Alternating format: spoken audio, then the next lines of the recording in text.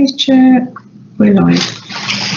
Good evening and welcome to today's meeting of the Audit and Risk Assurance Committee here on Thursday, the 17th of September 2020, chaired by myself, Councillor Ahmed Boston. Please accept our apologies for the slight delay in start of this meeting. This meeting is being live webcast, available to everyone who wishes to access it. It would also be available on the council website after the meeting has concluded. This meeting is being held in accordance with the Coronavirus Flexibility for Local Authority Meetings Regulations 2020. If I may begin by asking if we have any apologies, please. Mr. Chair, we have apologies from Councillor Jarvis and Councillor Priest. Thank you very much. And if we could also begin by introducing members of the committee for the purposes of everyone who's watching. Yes. Mr. Hussain, would you like to introduce yourself? Good evening, everybody. Jay Hussain, independent member. Thank you. Mr. Doyle? Good evening, Heikki Doyle, also independent member. Thank you. Councillor Allen? Yeah, good evening, Councillor Allen, representing Great Bridge. Councillor Heavican? Hello, Councillor Sandra Heavican, representing Tividale. Councillor Moore? Paul Moore, Councillor for Hatley Heath Ward. Thank you. Thank you very much indeed, colleagues. Any members to declare any interest of matters could be discussed at this meeting, please? Yes, Chair. There's an item on the internal audit annual report on voluntary and community sector leases. I am a director and trustee of Tipton Community Association, whose building is subject to a form of lease with the council. Thank you very much indeed. And I also have a matter to declare to the same item. I'm a trustee of an organisation that has a lease with the council, Sandwell Visually Impaired. Thank you very much, Councillor Allen, duly noted. Anyone else with anything further to declare? No? Thank you very much indeed, colleagues. Can we confirm the minutes are a true and accurate record of the previous meeting? May I have a proposer and a seconder, please?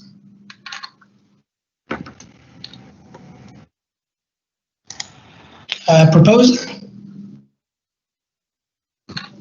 Anyone to propose? Or I can certainly propose and... Yes, Chair, sorry. Councillor Allen, thank you very much. I will second them for you, Chair. Yes, thank you. I propose and yes, you could second. Yeah, great. Thank you. Thank you. And now we move on, I believe, to the Audit and Risk Assurance Committee report. Peter Farrow. Peter Farrow, please. Thank you, Chair. This is the committee's report for 2019-20 that, once it's been approved by here today by the committee, will then go on to full council at its next or following meeting, and it gives an overview of the work that the committee undertook during the last 12 months. Obviously, as pointed out in the introduction on page 13, it was a somewhat odd and truncated year because of two factors. One, the delay in the completion and sign-off of the 2018-19 Statement of Accounts, which meant that obviously those accounts didn't come through the committee for approval within the year and sign-off, and also the work of the external auditors that would have accompanied the Statement of Accounts, their annual report, etc., didn't come through either. So it was an abridged year, and obviously with COVID coming into effect from February, March time, the committee didn't meet between January 2020 and September 2020. So some of the annual reports, such as your annual report, the agenda item now, and some of the internal audit work, the plan and annual report again, didn't come to the committee during that 12-month period, which it would normally do. So this report sort of highlights that there was a limited amount of business, and I think only 3 meetings during the year, but within those 3 meetings, it did manage to get through a fair amount of business, like I say, before lockdown came into effect. Also in the introduction, it points out the role of the committee and the value that you bring to the council and the independent scrutiny, I guess, of various control, governance and risk management processes, and that it also in the green box on page 13 of the pack, if you've got the same numbering system as myself, sets out some of the key areas where you gain assurance across the council, and that is through the annual governance statement, which you receive on an annual basis, the strategic risk register and accompanying assurance map, which is later on the agenda, the work of internal audit, i.e. ourselves, and the work of external audit, Grant Thornton, although while they're not here today, obviously they attend the majority of meetings, and if they're not bringing their annual report or plans, they also bring a range of sector updates to keep the committee up to date with the key control issues across the local authority framework. It goes on, the report goes on page 14 to show the attendance that took place through the 3 meetings during the year, and again, good level of attendance. The business in the 2 green boxes below that, again, shorter than we would have expected because of those circumstances, but still got through a fair amount. The ultimate purpose of it is that you bring a conclusion to full council. And I think the conclusion from the work that you undertook was that the systems of control were generally strong. There were no duplication or omissions in the control framework.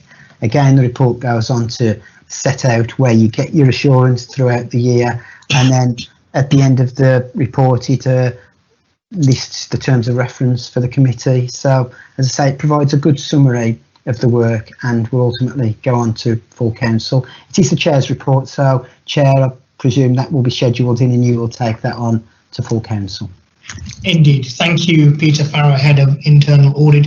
Any comments or questions pertaining to the committee's report from members? No?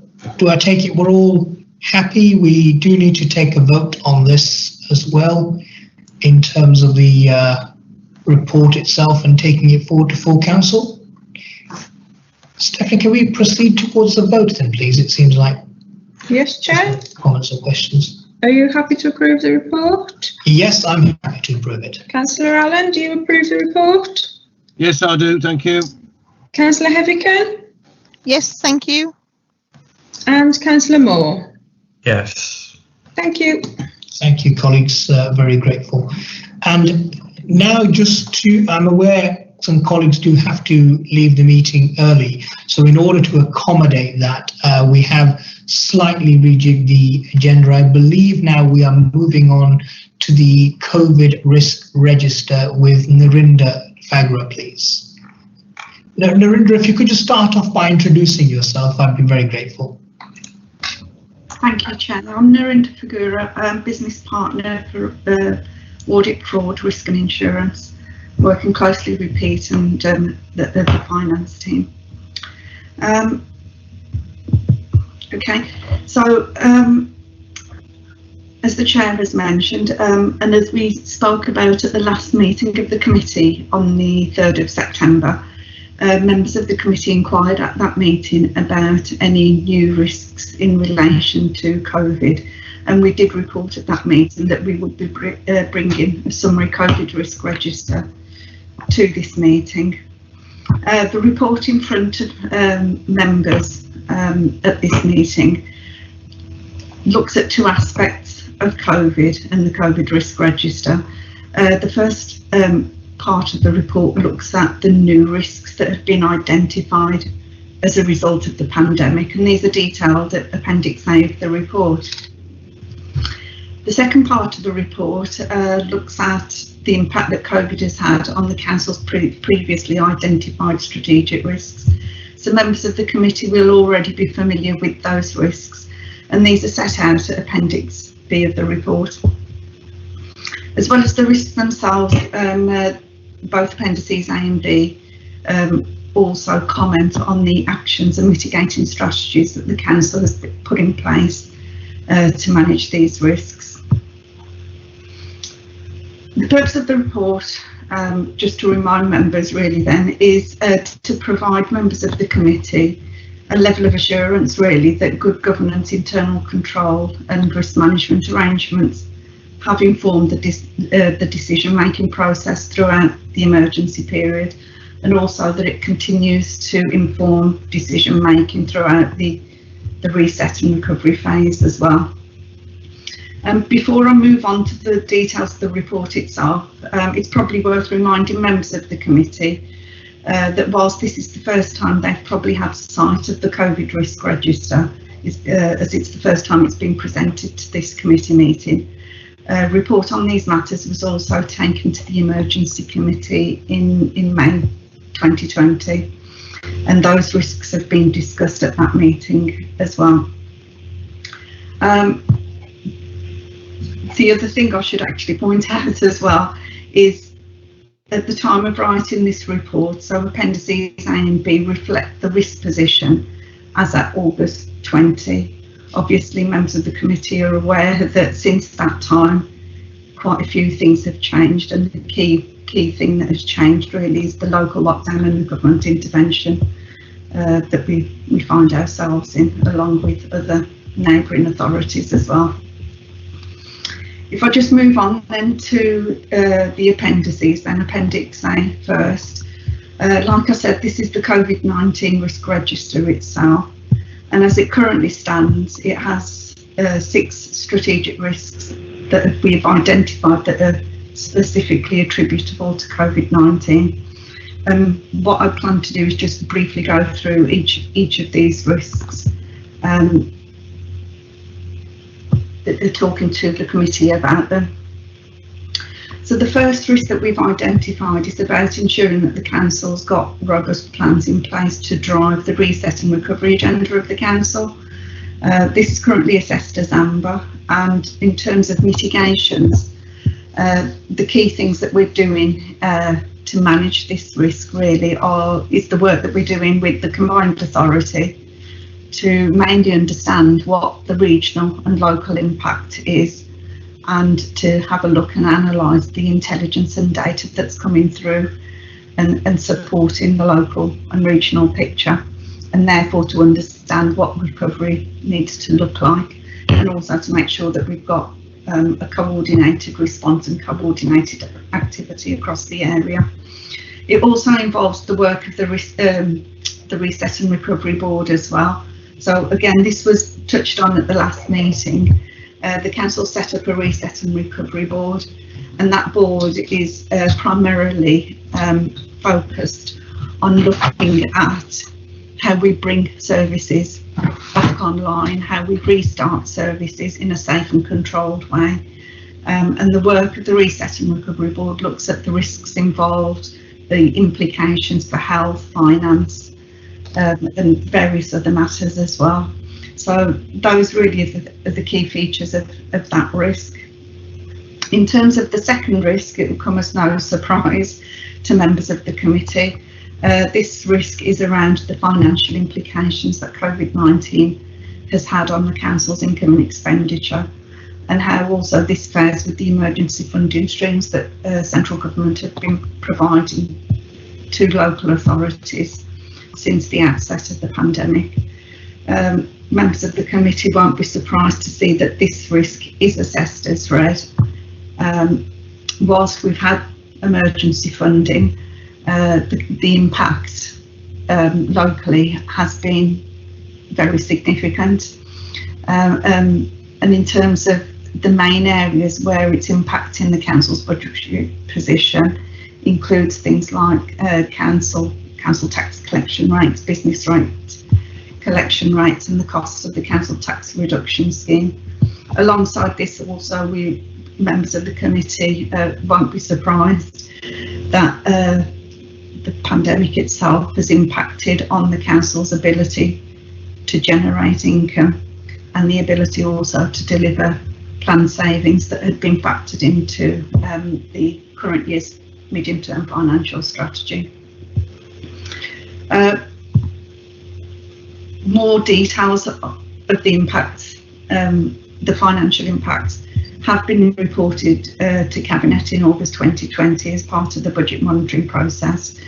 But even then, the figures sort of are changing on a regular weekly basis, really, We're also providing updates to NHCLG so that they can assess really what the position is against what councils are experiencing and what funding has been passed down to councils up until now. The medium-term financial strategy and the report that was presented to Cabinet around the impacts on that did take into account assumptions, because obviously we still don't know where we are at with this pandemic, whether we're going to have a second wave, what the impact of that will be as well. So those are all key assumptions that have been made as part of that regular reporting to Cabinet and scrutiny. Moving on to the third risk then, this is in line really with risk one. It's concerned mainly with the economic impact that the risk is having nationally, regionally and locally too, and the impact this in turn is having on businesses, employment and deprivation, and also the increased demand on council services which flows from these adverse impacts. Again, members of the committee probably will not be surprised that this risk is also assessed as dread. And the mitigations around this risk include the support that we're providing to businesses,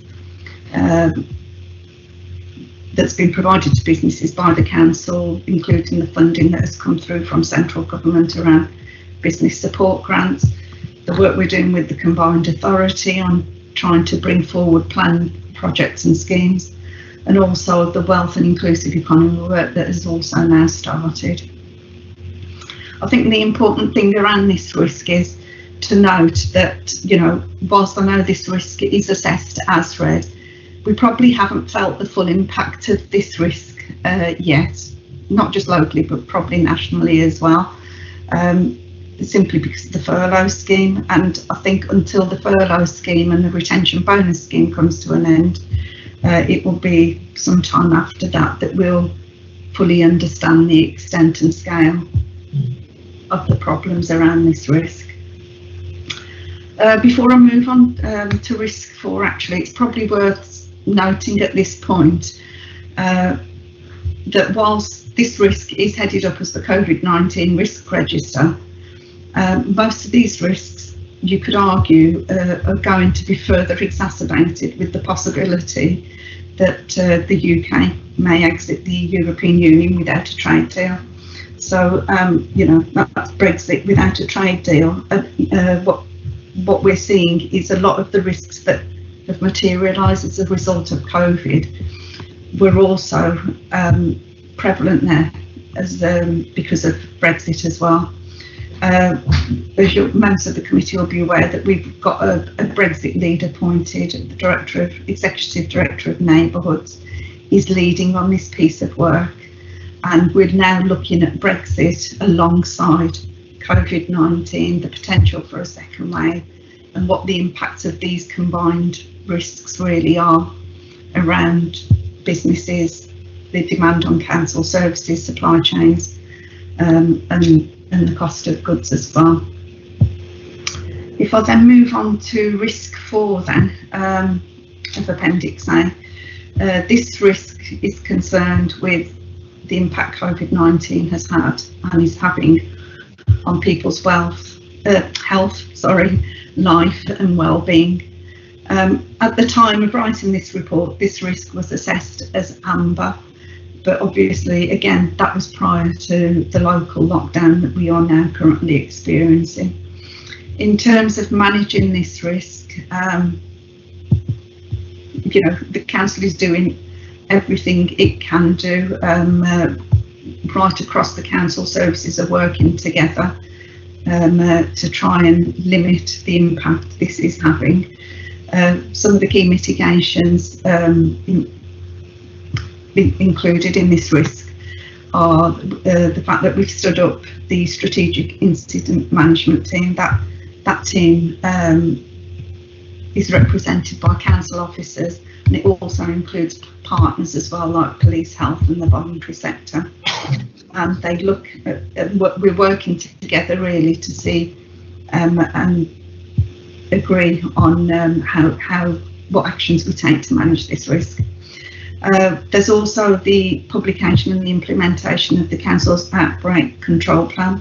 This is a published document which members of the committee may have already had sight of on the Council's website, and this also part of this plan also looks at the work that the Council is doing around engagement with Black and minority ethnic members of the community as well, which we know from national media. This sector of the community has been significantly impacted by the pandemic. The other area of work that we're doing in managing this risk as well is also looking at corporate, well, not just looking at, sorry, we are implementing corporate sourcing of PPE equipment, and we're also enforcing the work we're doing to enforce social distancing measures and communications to not just staff on health and safety measures, but also members of the public as well. Moving on to risk 5, this risk is assessed as green and concerns the work the Council has done to ensure that throughout all of the emergency period and throughout the reset and recovery period that the Council has had appropriate governance arrangements in place and that decision making has been informed.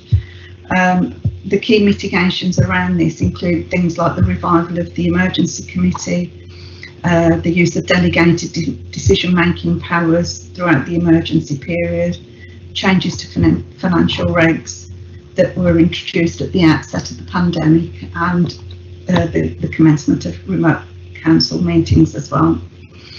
And it's probably worth mentioning at this point as well that given the significant changes in the way we are all working now, the risk also recognises the increased risk of fraud that the council, just like all other councils, is probably now subjected to.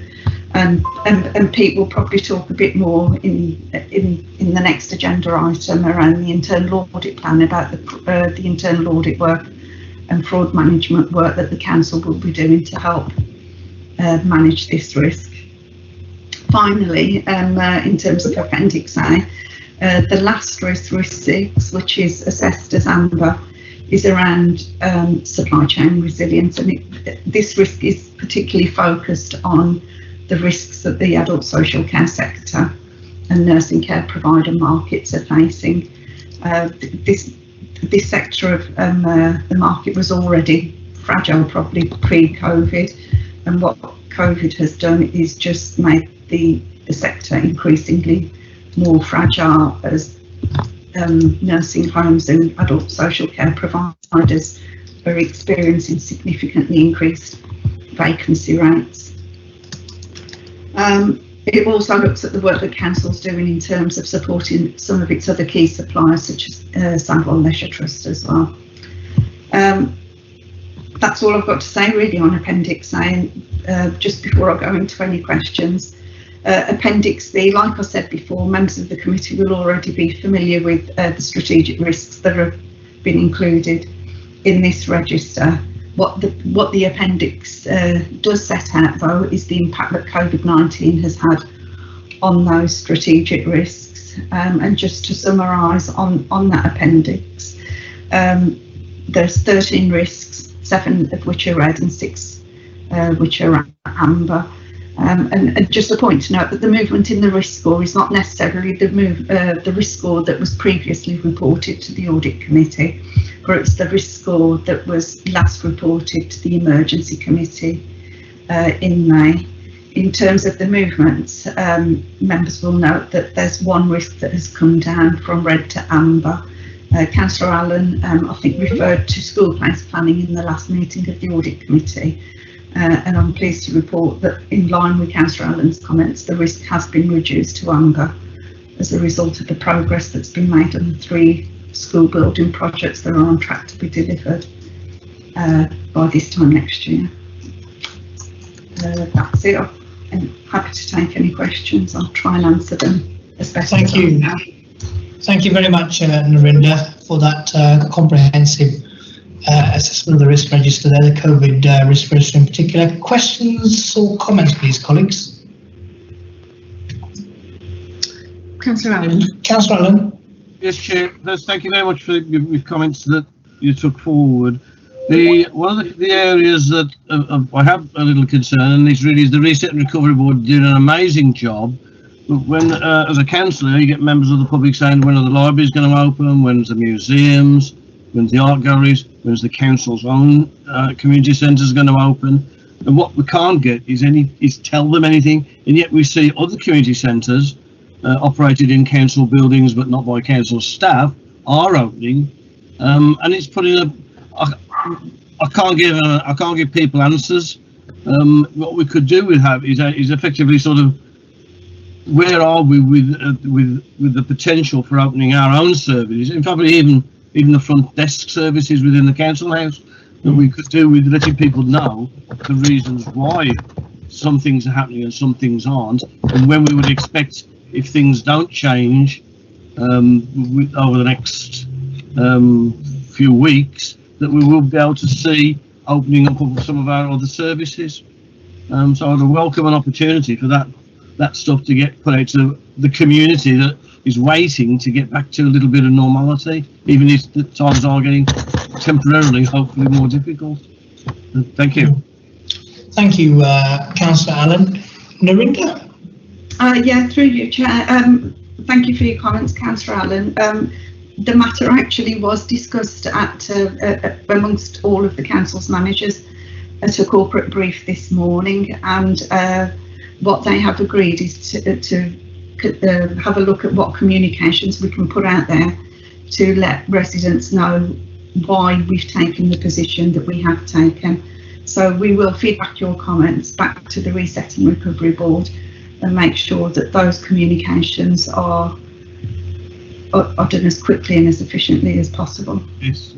Right. I don't think it's a matter of efficiency, it's a matter of safety. Yeah. And we as an authority have to be sure that whatever services we put out there, that we are responsible 100% for. Yes. We've got it right. Yes. And the others, basically, we have put the responsibility in the hands of the other community organisations that have leases and run buildings outside of the council, and they're able to move us forward quicker than us because we have still so many hoops to jump through. Thank you. Thank you very much, Councillor Allen, and I would agree with that, because I've picked up casework from my own constituents as well in my ward, very much asking the same questions, both in terms of when the facilities are reopening, but also around the council front desk, and a lot of people have been used to accessing services through that front desk, which is obviously not available. But again, having some kind of even a provisional timeline that is subject to change would be useful, and obviously it's important that we open things back up in a safe and secure way in light of the challenges that we're facing. But we appreciate, Narinda, the feedback on that from the meeting you were at this morning. Further questions and comments, colleagues, please? Chair, we've got Mr. Hussain. Mr. Hussain, please. Hi, Narinda. Yeah, thanks very much for that presentation. It's really detailed. Thank you. Just a couple of very quick questions. Firstly, is there a regional sort of approach to managing COVID risks? Is there a regional COVID risk register, first of all? And secondly, as ever, the commentary is really detailed on mitigations. I apologise if I've asked this before. I forget. I may have done. But what are the sort of arrangements to test the effectiveness of these mitigations, so we can be assured that those are working, they're about right, we're not overdoing it, etc. Am I respond through you, Chair? Yes. Thank you, Mr. Hussain, for those comments. In terms of the first question that you've asked, I'll be honest, I don't really know whether there is a regional risk register. I'm not sure whether Pete, who works closely with the combined authority, knows whether there is a regional risk register. However, what we have done is sort of benchmarked our COVID risks around some of the other local authorities in the Black Country as well. And we have all identified similar risks. And while some of the mitigating actions may be slightly different, on the whole, what we're doing at the council here you'll find that similar arrangements are in place across other councils as well. Obviously, the situation we're currently in with the local lockdown, obviously that's just unique to Sandwell and Birmingham and Solihull at the moment. So there is further work that we're doing in that respect. The second question, I've got to remind myself now what it was. In terms of assurance, so in terms of assurance, so as part of the Reset and Recovery Board work, what each service has to do is do really a thorough piece of work, and part of that includes a detailed risk assessment, which is considered by public health colleagues, health and safety teams, and various other officers as well. And once an agreement has been made to restart that service, what they will then need to do subsequent to that is revisit that risk assessment, just to make sure that the measures that they have put in place continue to be adequate and effective as well. In addition to that, again, Pete hopefully will touch on it as part of his agenda item on the internal audit plan, but there is some internal audit work that has taken place and will continue to take place throughout the year as well. As part of some of the fraud measures as well, we've put in place fraud mitigating strategies. We've carried out, for example, prepayment checks on payments that we've made to businesses and the like. And in terms of like some of the financial regulations as well, we've been monitoring, just some of the normal ongoing processes that we have in place, things like budgetary control and that will continue to pick up any anomalies around there. Okay, thank you. Thank you, Mr. Hussain. Thank you, Narinda. Any further questions, please, colleagues? No hands up. Just a question from me, Narinda. I was reassured to hear Grant Thornton say at our previous meeting that the council finances are in relatively good shape compared to the unprecedented challenges that other authorities have been putting in. Theirs are not in as good a state as ours are in. But I just wonder, where are we in terms of funds that have been promised from the government and what's actually come through or not? Because my concern is around all of the challenges you mentioned, particularly the combined challenge on Brexit and the coronavirus pandemic, and whether we're actually getting things through on a I suppose, cash flow basis that allows the authority to continue functioning as it is. I'm not sure if there's anything that you can answer to that, but it's a concern of mine. I'm happy to give you an answer, unless Beck, I don't know if you want to provide a more detailed answer. Yeah, just in terms of cash flow, we're currently fine in terms of cash flow. The government paid us a large number of grants up front at the beginning of the year, so that's helped with cash flow. In terms of the funding that we've had in, we've got a shortfall, a projection of a shortfall of about £4 million against the emergency funding that we've had in, when we compare that to the COVID related pressures. So we're just factoring that into the medium term financial strategy at the moment. As Narinda said, there's a lot of uncertainty on that at the moment. So we're looking at that over the next couple of months or so to try and firm up some of the figures. Sure. And Rebecca, just to follow up on that, in terms of Brexit, I don't know how we begin to plan for Brexit, to be very honest with you. But is there any indication as to where we are and what will be affected in particular if indeed we are in a situation of a no-deal Brexit, either directly in terms of the council or any related factors, I suppose, whether it's even through loss of revenues or incomes? Actually, Narinda might be better off picking this one up because she's on the working group, so I'll hand you over to Narinda on that one. Right, thank you. Narinda? You're on mute, Narinda. I think you're on mute, Dorinda. Yeah, sorry. There we are. We've got you now. Thank you. That's fine, Beck. Through you, Chair.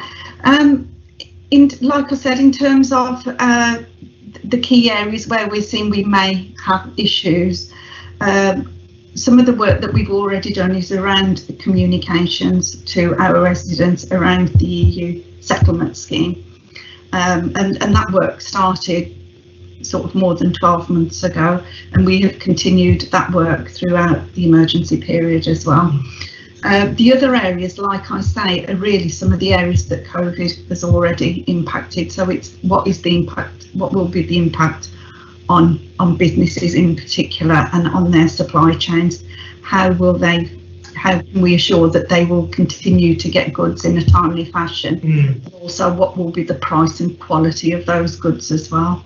Yes. So these are the kind of things that we're picking up on, making sure that we've got the food supplies, fuel supplies, medicine supplies, all those kind of things continue to flow into the country and out of the country as well, I suppose, as required.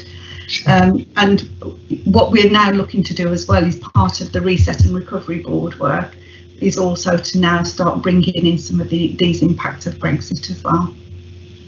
Thank you very much, Narendra, and thank you, Rebecca Maher, Acting Section 151 Officer. Really appreciate that. If there's no further questions or comment on this item, we can move on to the next item on the agenda, colleagues, which is the internal audit plan with Peter Farrow, Head of Internal Audit.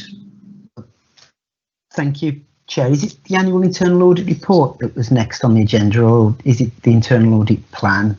I think it's the annual report. Yeah, report. Sorry. Yeah. Okay. So this is the annual report that summarises the work that we as the internal auditors for the council have undertook over the last 12 months. Those who were on the committee last March 2019 will recall that at that time you approved the internal audit plan, which set out a range of audits that we intended to do over the next 12 months. And then throughout the year, we've reported through progress reports to you on how we've delivered those audits and the outcomes of them. And this is the annual report that pulls together all of that. So it captures the information that you will already have had sight of in the progress reports, plus the chunk of work that we've completed since we last met. So it concludes the work that we undertook in 2019-20. We do a number of reviews, 20 to 30 reviews a year. Each time we complete a review, we issue a report to the relevant director, and we make a range of recommendations, red, amber or green, depending on the complexity and seriousness of them. And at the end of each review, we give a level of assurance. There's 3 tiers: substantial, which is a thumbs up, we're pleased with how this area is operating; satisfactory, which is, it's okay, but there are some control issues that need addressing; and then limited assurance. And limited assurance is it's a come on, we can do better here. It's a bit of a thumbs down. And what we do is we then summarise those in a table within this annual report, where we list all the reviews, the number and type of recommendations, and the levels of assurance. And we always say to the committee that really, you should be concentrating ideally on the limited assurance reports, because that's where we found the issues, and I'll touch upon those in a minute. But the purpose of completing all of those individual reviews and reports is that as the head of audit for the council at the end of the year, I have to give an opinion on the adequacy and effectiveness of the systems of internal control, risk management and governance at Sandwell. And that opinion is in 2.2 of this report, and it is that I can give reasonable assurance.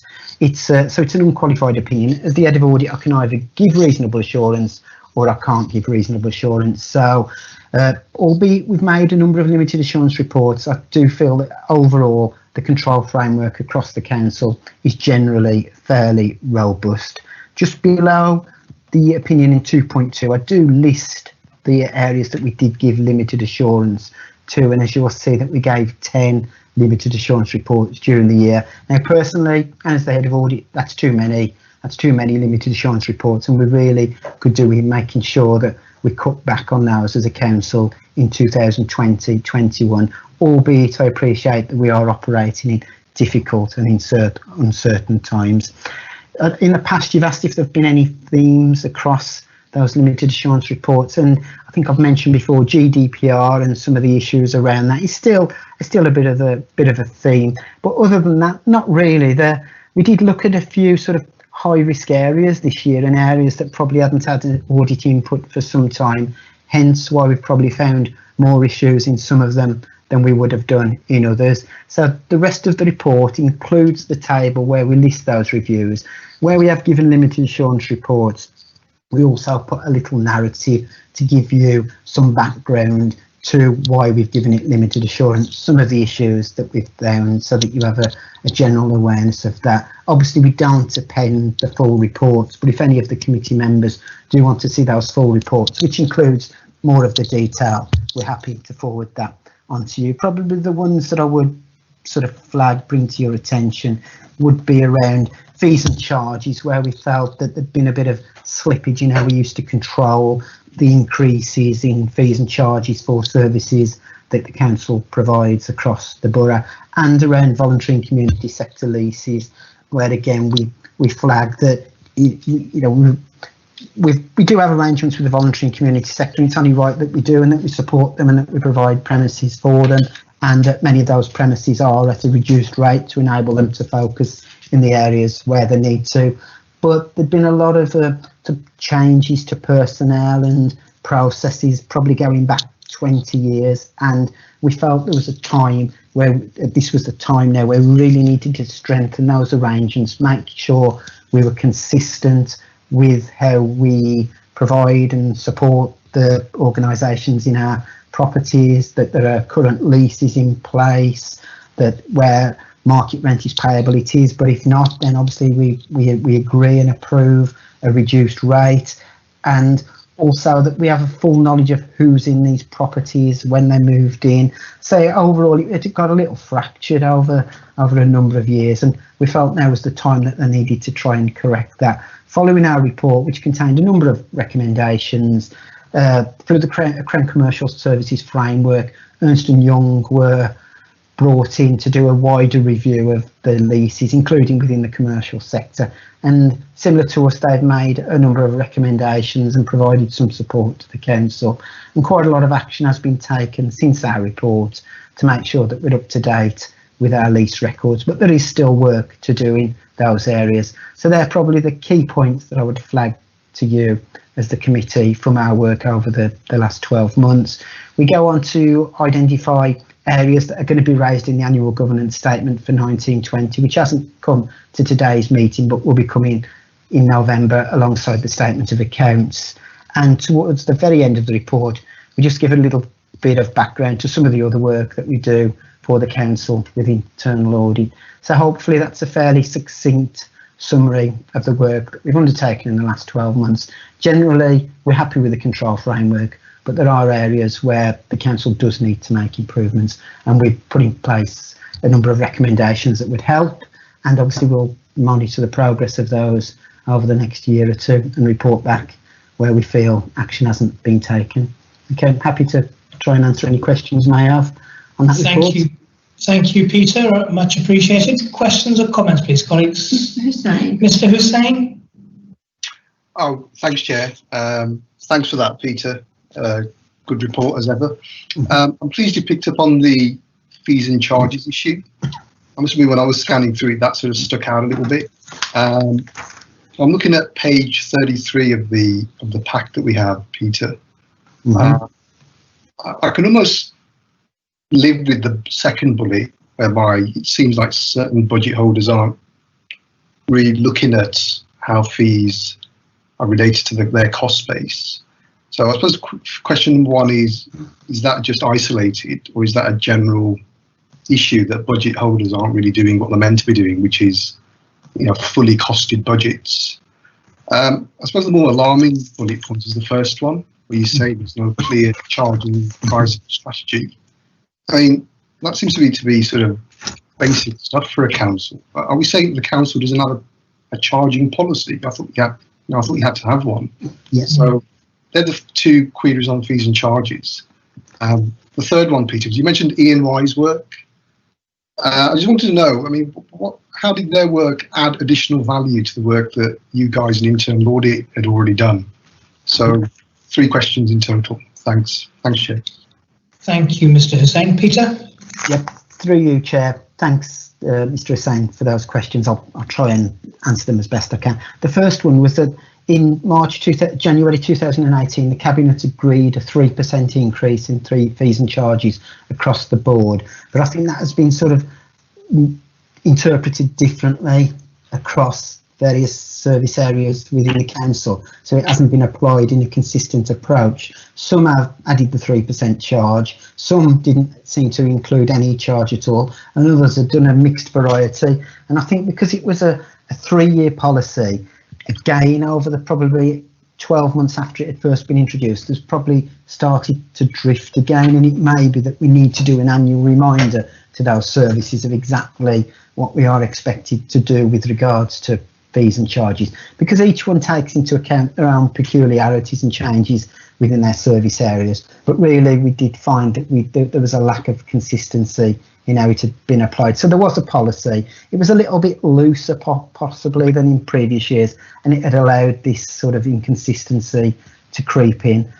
The second one, with regards to the costing of the services to compare to fees and charges, again, some services were really good and really on top of that. Others, it was a bit sort of hit and miss, maybe finger in the air with regards to trying to determine the true cost of their services. But again, the recommendations that we've made, if they're implemented, should encourage, if not force, those service areas to really, to look again at the true costs of what they're providing, how they provide it, and to be mindful of those costs. And then the third one was with regards to Ernst & Young on the leases. I think what they bought, they had a lease management system process that they applied to the council's leases. We've done most of the work on the voluntary community sector. They looked at our commercial premises as well and came up with a range of recommendations. They really brought their knowledge and experience to that area. They worked with the head of assets within the council. They worked quite closely, and I think there was a number of meetings that we had that were very informative on both sides, and I think it helped the head of assets, who was new in position, to get a wider view of exactly where we are with the council, because obviously we've got a wide asset portfolio, we've got a number of leases across the borough, and it was just bringing those all together into a new sort of management system. Okay. Right. Thanks, Peter. Chair, just very quickly on the come back on the fees and charges, and thanks, Peter. I think I feel a bit better after that explanation. But I think given Narinda's piece on COVID and particularly around financial planning, I mean, it's never been more important to get this as right as possible. Especially if you go into scenario planning. I mean, Narinda mentioned that certain assumptions, for example, we might not get a second spike assumption. Well, we're sort of in one, we're about to go in one.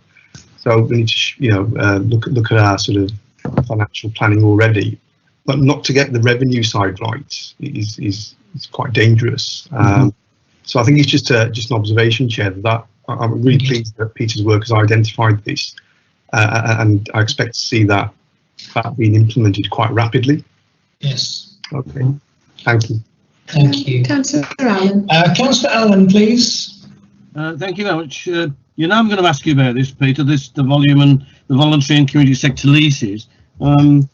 This has obviously been a report, the original report had been out around more than a year. And he said, and the issue we've got is not much, well, it goes back even more than 20 years. I mean, I've been involved in the community facilities even before Sandwell, and that was, and we inherited buildings.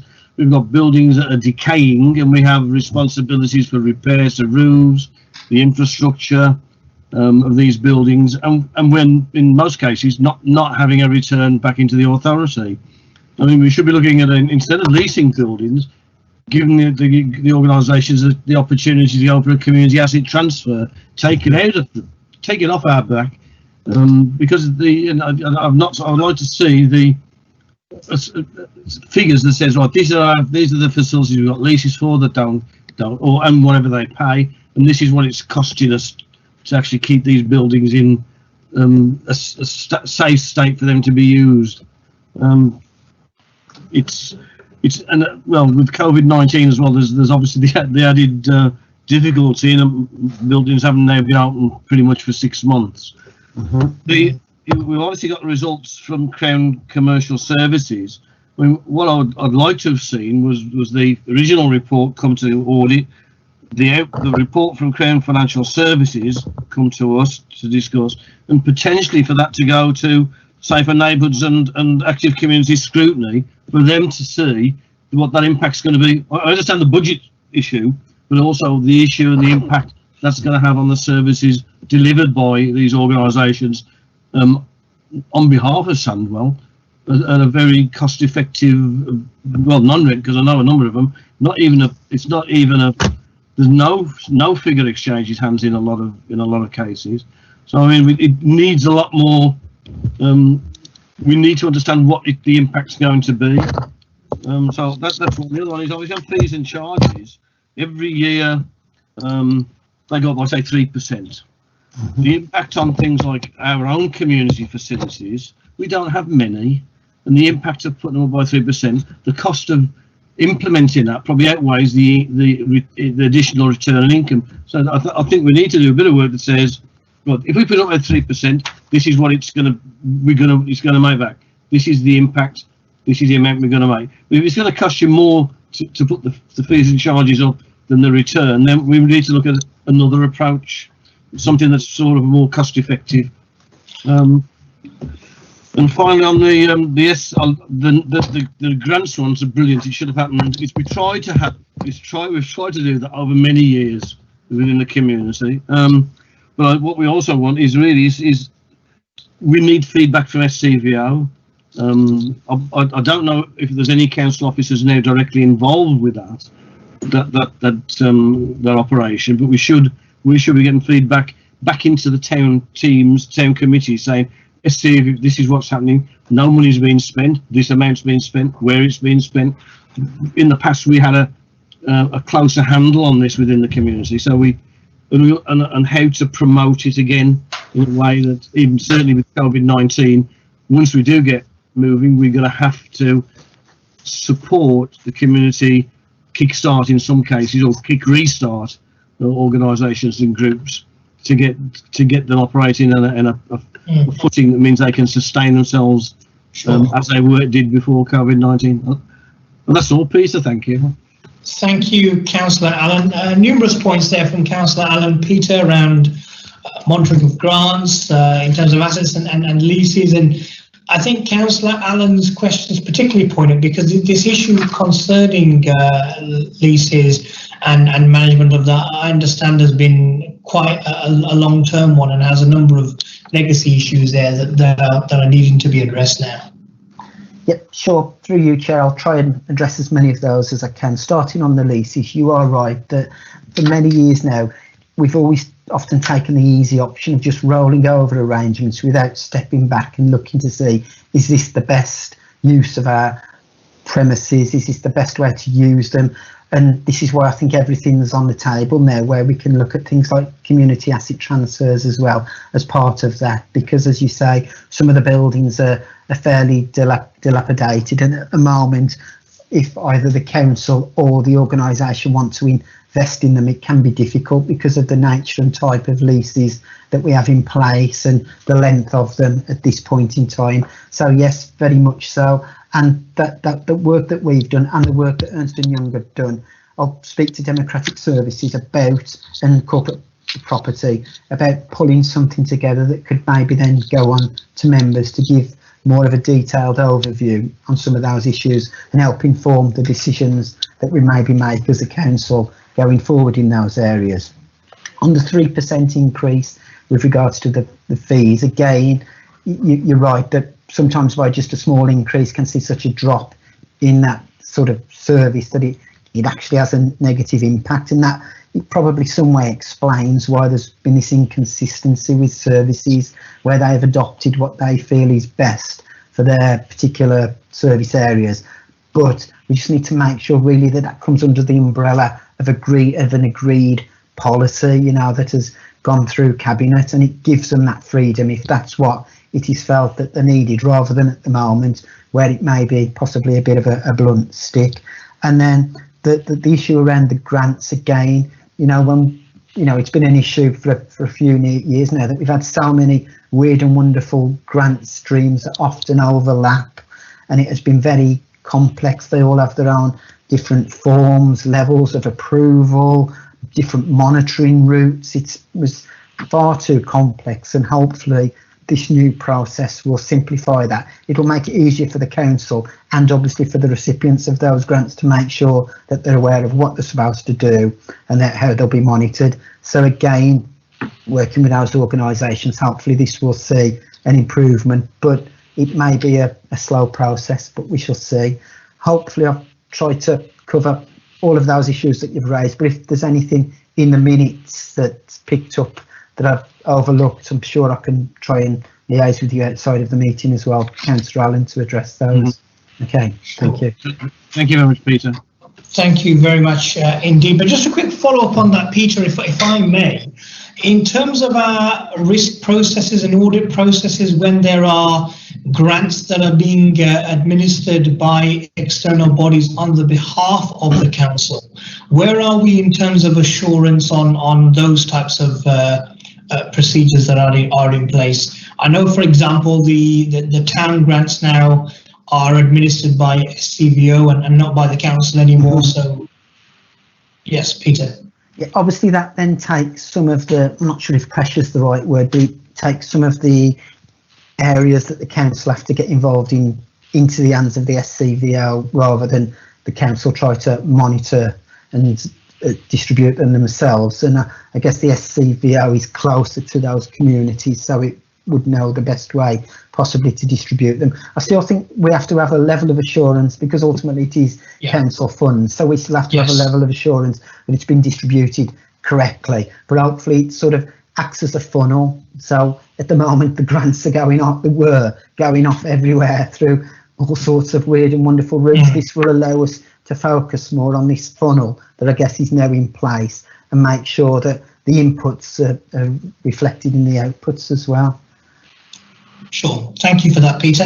Any further questions, colleagues, on the internal audit report?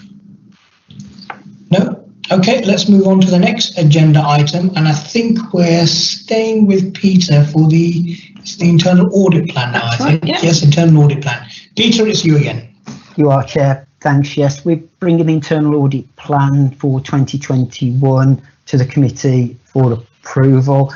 As I mentioned at the start of my sort of brief presentation on the annual report, we have a plan that determines the work that we undertake over a 12-month period. Obviously, we don't make it as we go along. We use a SIPFA methodology based upon risk, prior knowledge, discussions with directors, etc., to make sure that the audit resource is focused in the most effective way, because as with all resources, it's fairly limited. It's slightly different so much this year in that we're already in month 6 or 7 of the year that the plan relates to. Normally it would have come to February, March pre-year for the committee to see. So if you're unhappy with it, it's a little too late, I guess, in many respects to fundamentally change it. But what it does reflect, it talks a little bit at the start about internal audit and the impact of COVID-19 upon us as your internal auditors. A number of the internal audit team was seconded to work on welfare calls or on business grants. So for the first few months of this new financial year, there wasn't a lot of audit resource focused upon internal audit, but over time the auditors have returned and we've now picked up the plan. So it's a slightly shortened plan than we would have in normal times.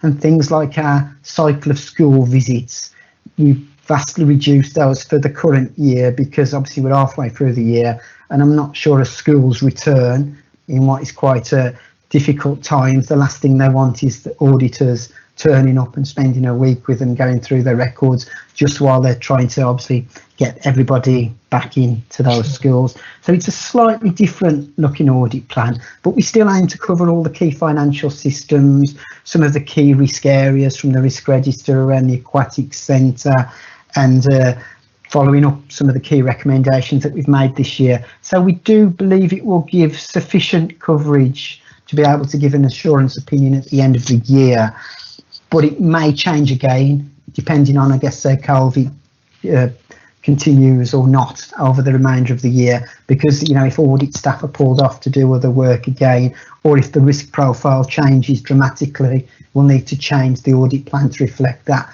But where we can, we'll try and keep the committee engaged in that process so you can see what we're planning to do and why, and if there are any changes. Okay, thank you. Thank you, Peter. I appreciate colleagues were looking at this a few months later than usual, but any comments or questions? Mr. Hussain. Mr. Hussain, please. Peter, hi. Yeah, thanks, Chair.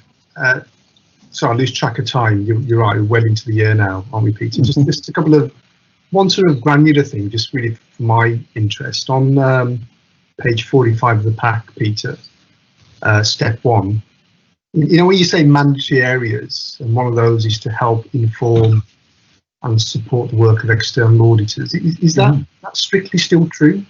I thought they didn't rely on internal audit anymore. So I suppose that's question number 1.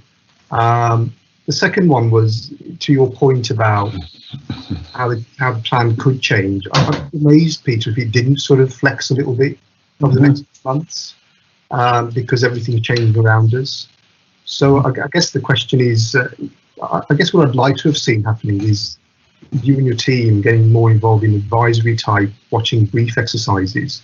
For instance, this reset group, forgive me, I forget the exact name of it.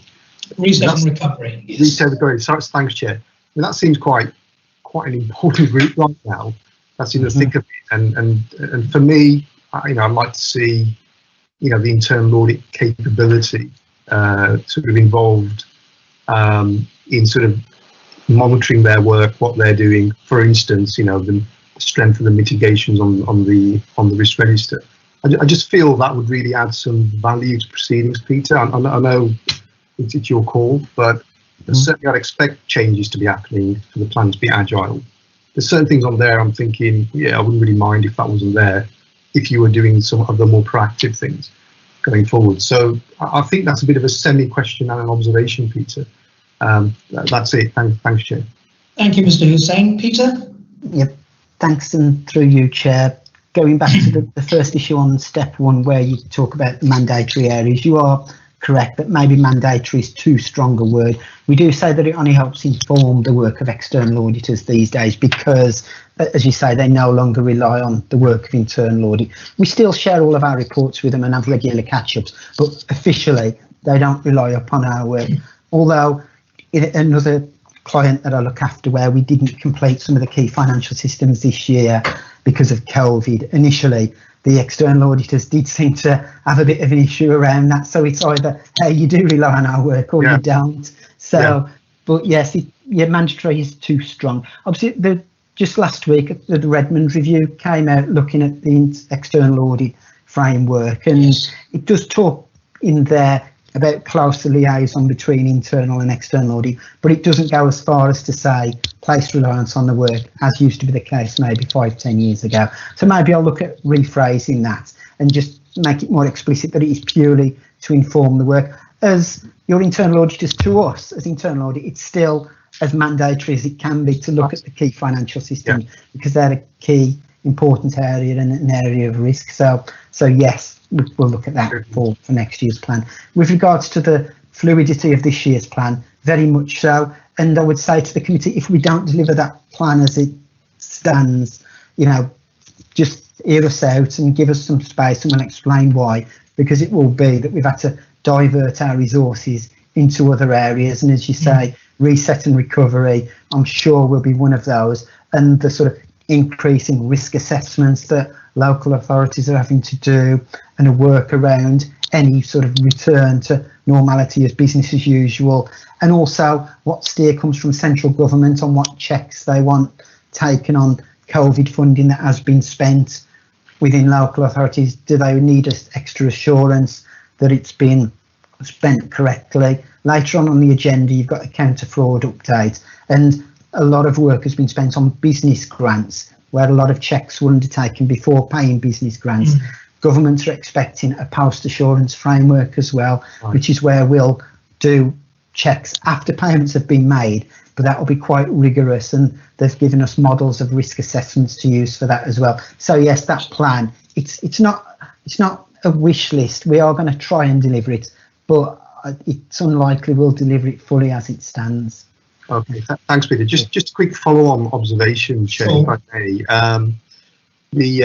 I mean, to what extent, Peter, are you and your team sort of, involved in, say, the direct, I can call it, I don't know what you call it now, but directorate meetings or the executive leadership team meetings and so on?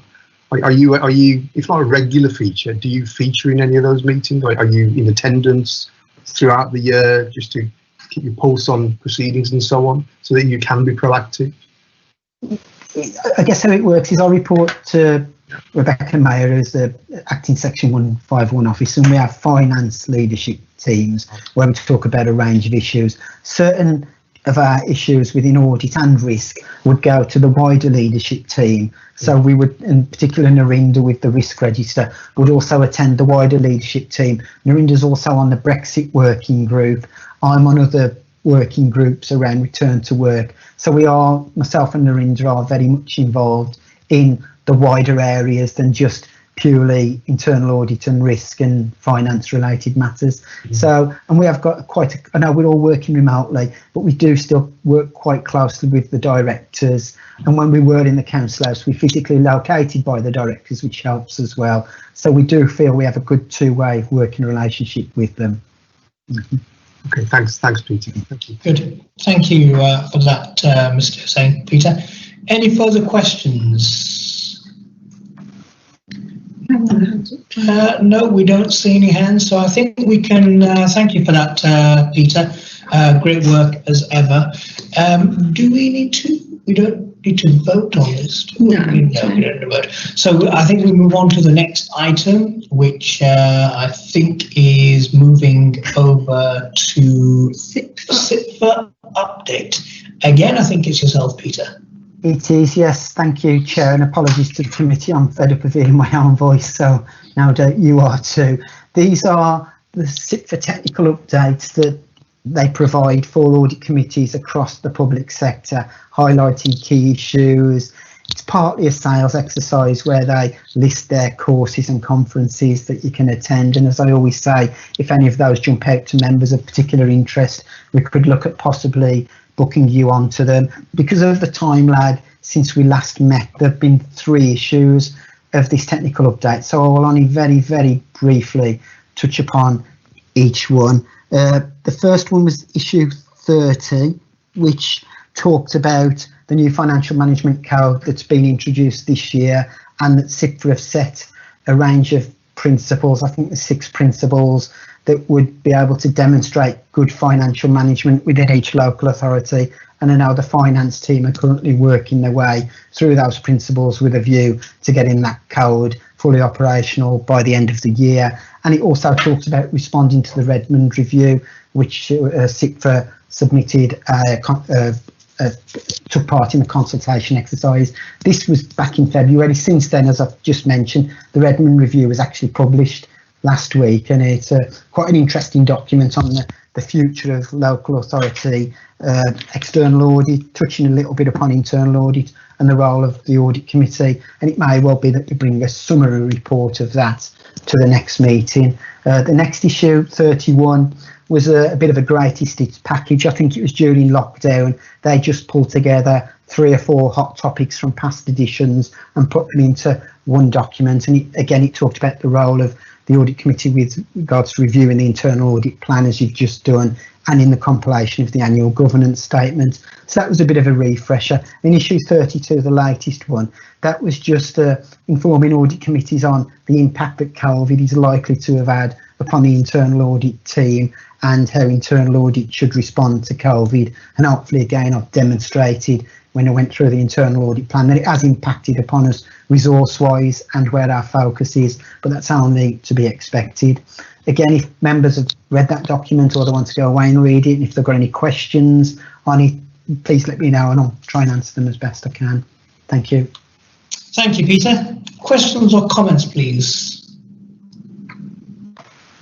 No? No, No questions or comments on the SIP for update? Okay, seems like everyone is pretty much satisfied with what's there.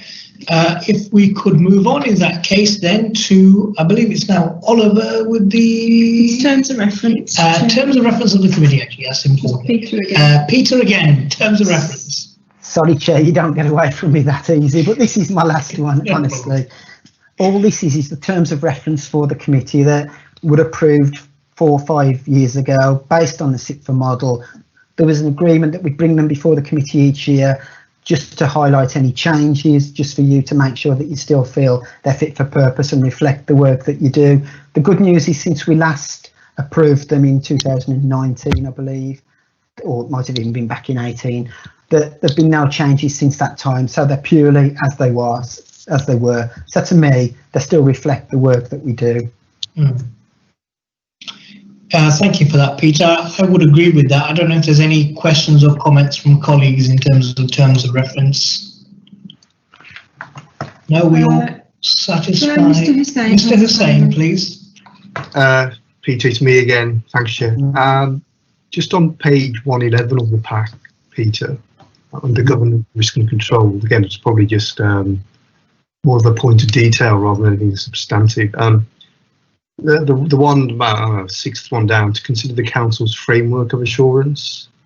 I may have mentioned this before to you, Peter, but our work also extends to our partners and partnership arrangements as well, doesn't it?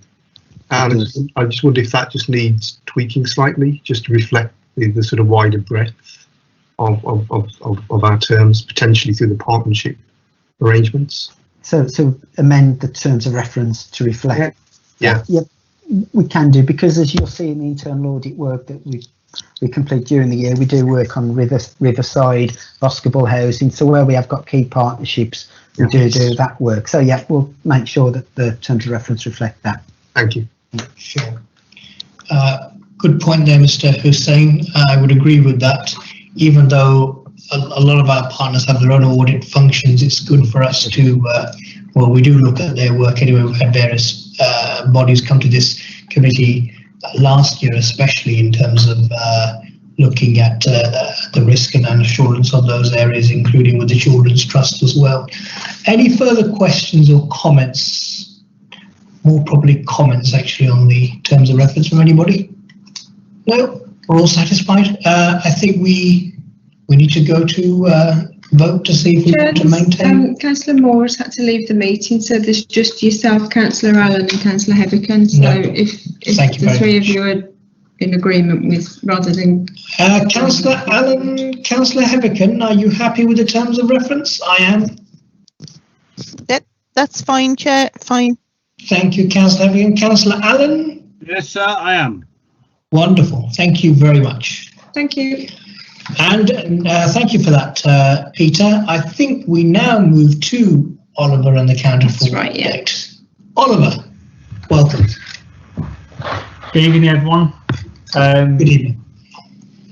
Obviously, I think most people do know me, but I'm the counter fraud lead for the council, and I'm here to introduce the counter fraud update.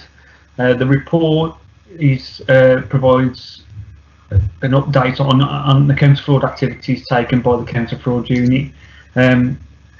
Detailed in the report, you'll see first and foremost is an update on, well, sorry, it's not an update, but there is the National Fraud Initiative and the appended report from the Cabinet Office on that. The document covers the period of April 2018 to April 2020. During which time it's estimated that about £215 million worth of fraud was prevented and detected through the National Fraud Initiative. And key areas were mentioned within that: pensions, council tax, housing benefit, and other notable areas of things like tenancy fraud and housing waiting lists, which Sam will receive an acknowledgement for within that document. This year's National Fraud Initiative has already commenced. We've already started to contact departments within the council to submit data, and we'll submit data to the Cabinet Office in October, ready for data matching later on in the year and the start of next year. Also within the report is the Fighting Fraud and Corruption Local Strategy, which has been revised for 2020. Relevant changes are the introduction of additional principles. You may remember the previous document which talked about acknowledge, prevent and pursue, but they've also introduced govern and protect there. And now obviously this document now will be used to incorporate and build and review the Council's current counter-fraud policy. Contained within the report as well is some general principles for what Audit and Risk Committee should see from the counter-fraud unit, and also what to expect from that. So you may want to have a look through that if you've not already done so. In addition, we've also, as Peter's already talked about, some of the business grants, but I've highlighted there some of the work the counter-fraud unit has been undertaking in relation to COVID matters. Like many departments, we had to adapt quite quickly to the demands that were placed on the council. And as Peter's mentioned, there's quite a large chunk of the work that we did related to the business grants that were administered. We're quite confident that there was a robust process, but a fair application process that was put in place. And now we're moving on to investigation work and post-assurance checks that we've identified need to happen. You'll see detailed within the report as well are some of the figures that we've already provided to central government, and that will be done on a monthly basis now, which is a requirement from them. And that gives you an idea of some of the cases we've identified and one of the ones what we were now investigating. And right towards the end of the report, it's obviously been a while since you've seen me. I've documented one particular prosecution that was carried out, which related to a nursery owner from Sandwell who submitted false applications for early years funding to the council, some of which were for children that had never even attended nurseries. So we took action on that one, and the owners received a 24-month jail term, and now we're in the process of trying to recover losses through the proceeds of the Crime Act. I think that pretty much covers my report, unless anyone has any questions or any comments.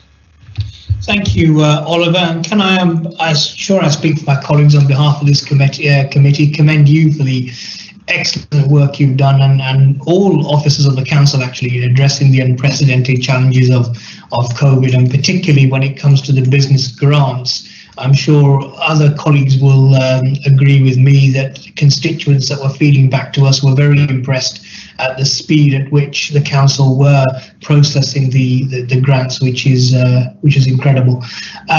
Any questions from colleagues, please? Any questions at all? No, a question from me, Oliver, in relation to Peter mentioned earlier around the work that's to be done post the processing of the business grants set forward by the government in terms of criteria. How assured are you in terms of where we are in our own situation of recovering funds that may need to be recovered? I think there's some 25 cases at the moment that I think you've highlighted where the council are pursuing action. Just where are we in terms of that?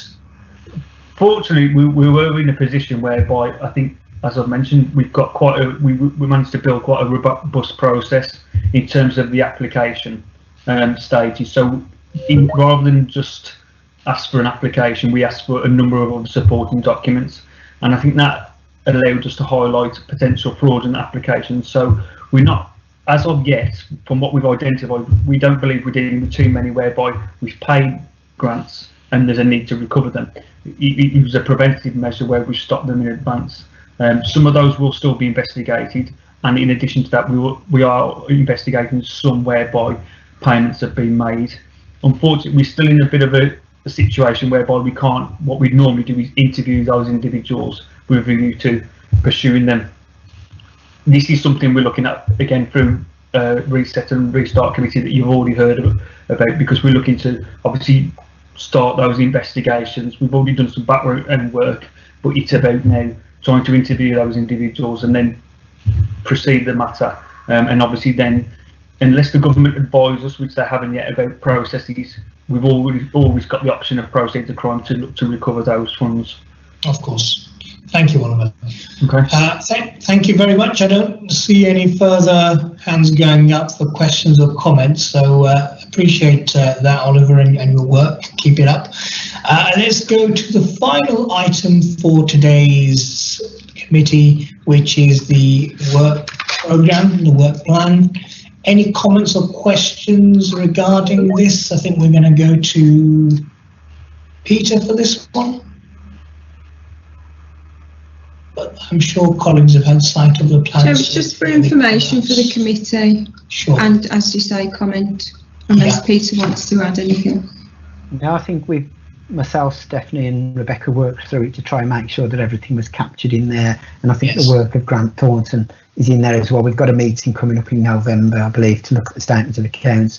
But other than that, I think it's fairly comprehensive. But again, maybe subject to change should needs must, Absolutely, of course, yes, these are unprecedented times. Colleagues, we're all happy? I'll take that as we are. Well, thank you all very much for attending. We shall be back with the next Audit and Risk Assurance Committee meeting in November, unless there's a need to meet before then. But thank you all very much, and I formally conclude the meeting. Yeah, thank you very much, everybody, and enjoy the rest of the day. Thank you. Thank you, Councillor Allen. Thank you. Bye-bye. Thank you.